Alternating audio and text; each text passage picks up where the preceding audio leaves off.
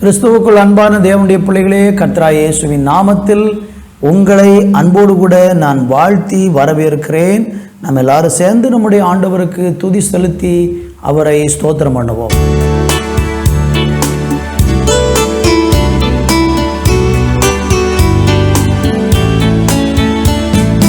மாறிடாயம் மானேசரே, மாறாதவர் அன்பன் நாளுமே, கல்வாரி சிலுவை மீதிலே காணுதே அன்பிதே. மாறிடாய மானேசரே, மாறாதவர் அன்பன் நாளுமே, கல்வாரி சிலுவை மீதிலே காணுதையும் அன்பிதே.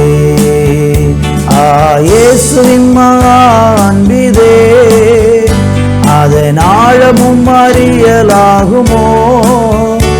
இதற்கின எதுவும் வேறில்லையே, இதற்கின எதுவும் வேறில்லையே. இயேசுவின் அன்பிதே, அதன் ஆழமும் அறியலாகுமோ? இதற்கின எதுவும் வேறில்லையே, இதற்கின எதுவும் வேறில்லையே.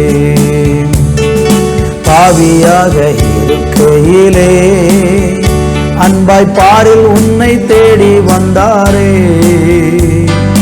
நேசன் என்றும் தள்ளாமலே நேசனாக மாற்றிடவே.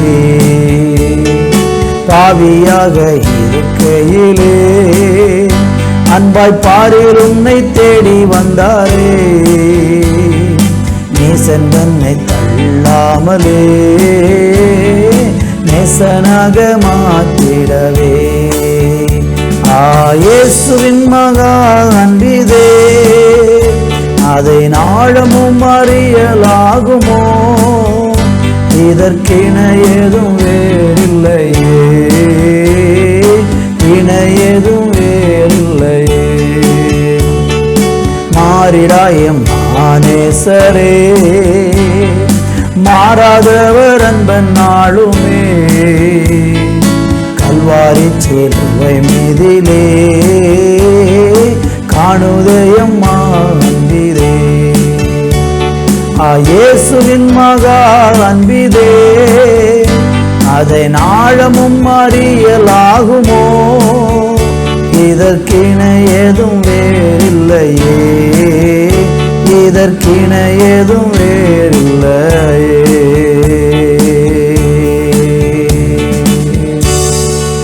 ஆமென். தகப்பனே, உம்முடைய அன்புக்கு இணையானது எதுவுமே இல்லை.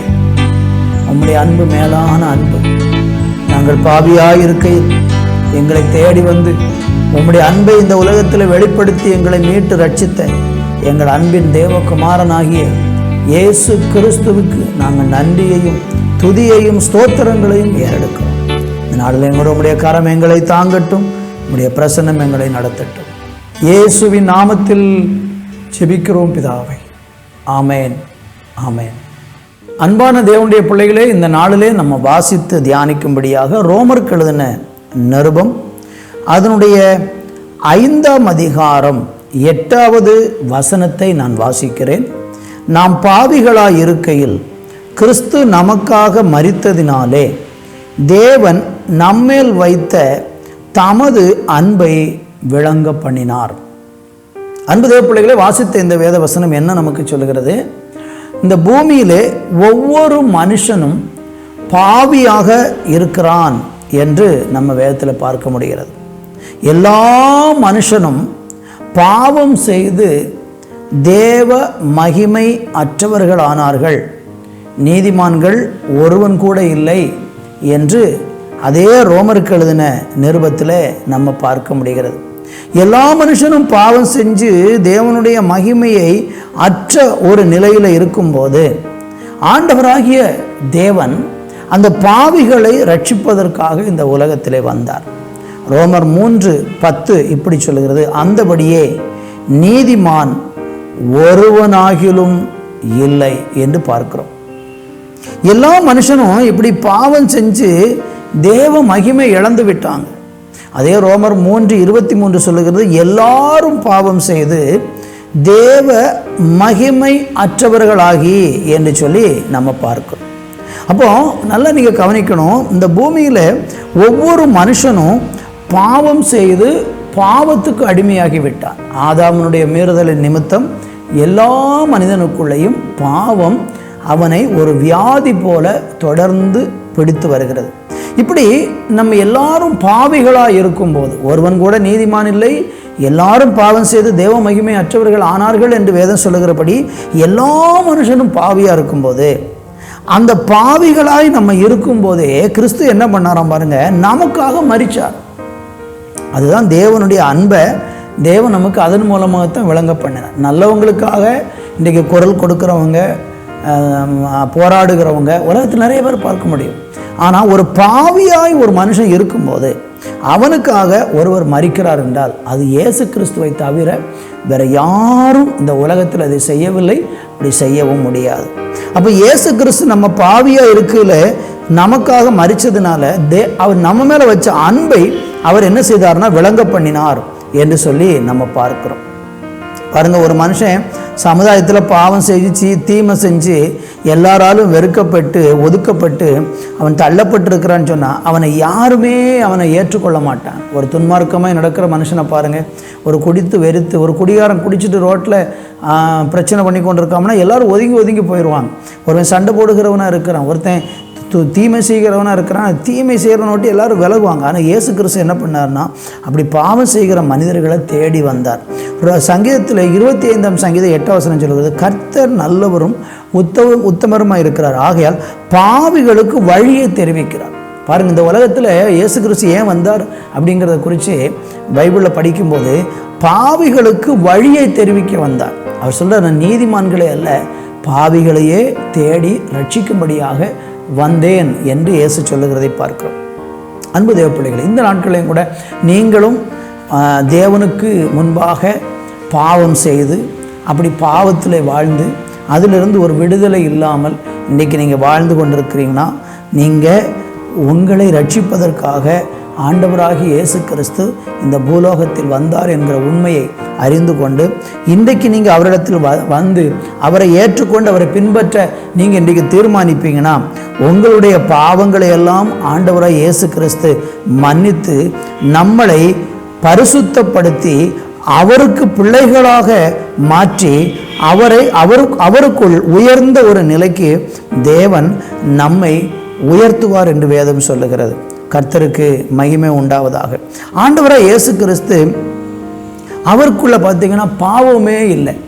அவர் பாவிகளுக்காக மரித்த தேவன், ஆனால் அவரிடத்தில் ஒரு பாவத்தையும் காண முடியாது. அவர் குற்றமற்றவர், அவர் நீதி உள்ளவர், அவர் மாசில்லாதவர் என்றெல்லாம் வேதத்தில் சொல்லப்பட்டிருக்கு. எபிரேயருக்கு எழுதின நிருபம் 7ஆம் அதிகாரம் 26 வசனம் சொல்லுகிறது, பரிசுத்தரும் குற்றமற்றவரும் மாசில்லாதவரும் பாவிகளுக்கு விலகினவரும் வானங்களிலும் உயர்ந்தவருமாயிருக்கிற இவ்விதமான பிரதான ஆசாரியரே நமக்கு ஏற்றவராய் இருக்கிறார். அன்பு தேவ பிள்ளைகளே, இயேசு கிறிஸ்து எவ்வளவு பரிசுத்தமுள்ள ஒரு தேவன் பாருங்க. அவர் சொல்றாரு, நான் பரிசுத்தர், ஆதலால் நீங்களும் பரிசுத்தமாயிருங்கள் என்று நமக்கு ஆலோசனை சொல்றார். அப்போ இந்த நாட்களிலே நீங்கள் பாவத்தில் இருந்து விடுதலை பெற முடியாமல் இன்றைக்கு தவித்து கொண்டிருக்கிறீங்கன்னா, உங்களுக்கு பாவத்திலிருந்து விடுதலை தருவதற்காக இயேசு தம்முடைய உயிரையே கொடுத்து மரிச்சிருக்கிறார், அடக்கம் பண்ணப்பட்டிருக்கிறார், உயிர்த்தெழுந்திருக்கிறார். அந்த உயிர்த்தெழுந்த இயேசு கிறிஸ்துவுடைய வல்லமை உங்களை பாவத்திலிருந்தும், அந்த பாவத்திற்கு ஒரு சம்பளம் இருக்கிறது, அந்த சம்பளமாகிய நரகத்திலிருந்தும் நம்மளை விடுதலையாக்கும் என்று வேதம் நமக்கு சொல்லுகிறது. பாவத்தின் சம்பளம் மரணம், தேவனுடைய கிருபை வரமோ நம்முடைய கர்த்தராகிய இயேசு கிறிஸ்துவினாலே உண்டாகிற நித்திய ஜீவன் என்று ஆண்டவராகிய கர்த்தர் வேதத்தில் நமக்கு அழகாக சொல்லியிருக்கிறார். அப்போ பாவத்துக்கு ஒரு பெரிய தண்டனை இருக்கிறது. அந்த தண்டனை என்பது யாராலும் சகித்து கொள்ள முடியாத ஒரு பயங்கரமான தண்டனை வரப்போகிறது. ரோமர் 6:23 சொல்லுகிறது, பாவத்தின் சம்பளம் மரணம், தேவனுடைய கிருபை வரமோ நம்முடைய கர்த்தராகிய இயேசு கிறிஸ்துவினால் உண்டாகிற நித்திய ஜீவன். அப்போ பாவத்துக்கு ஒரு பெரிய தண்டனை வருகிறது. அது என்ன தண்டனை? பூமியில் கிடைக்கிற தண்டனை அல்ல, நித்திய வாழ்விலே, நித்திய நரகத்திலே, நித்திய ஆக்கினை தீர்ப்பு அடைந்து சதாகாலமும் மரணமே இல்லாமல் வேதனைப்படக்கூடிய ஒரு நாட்கள் பாவம் செய்து பாவத்தில் வாழுகிற மனிதனுக்கு இருக்கிறது. எனவே இன்றைக்கு நாம் இயேசு கிறிஸ்துவை ஏற்றுக்கொண்டால் அவர் நம்மளை பாவத்தினின்று விடுதலையாக்குவார். ரோமர் 6:22 சொல்லுகிறது, இப்பொழுது நீங்கள் பாவத்தினின்று விடுதலையாக்கப்பட்டு தேவனுக்கு அடிமைகள் ஆனதால் பரிசுத்தமாகுதல் உங்களுக்கு கிடைக்கும் பலன், முடிவோ நித்திய ஜீவன். பார்த்தீங்களா, பாவத்திலிருந்து விடுதலை பெற வேண்டும். அந்த விடுதலையை இயேசுதான் உங்களுக்கு தருவார். அந்த விடுதலைக்கு பிறகு உங்களுக்கு என்ன கிடைக்கிறது? முடிவோ நித்திய ஜீவன் என்று சொல்லப்பட்டிருக்கிறது. எனவே இன்றைக்கு பாவ மன்னிப்பை பெற்று விடுதலை பெற்று ஆசீர்வதிக்கப்பட ஆண்டவர் உங்களை அழைக்கிறார்.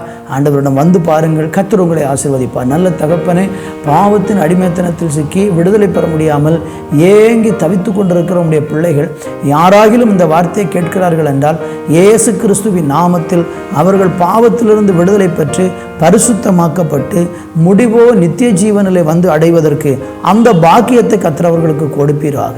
இயேசுவின் நாமத்தில் பிதாவே, ஆமேன், ஆமேன்.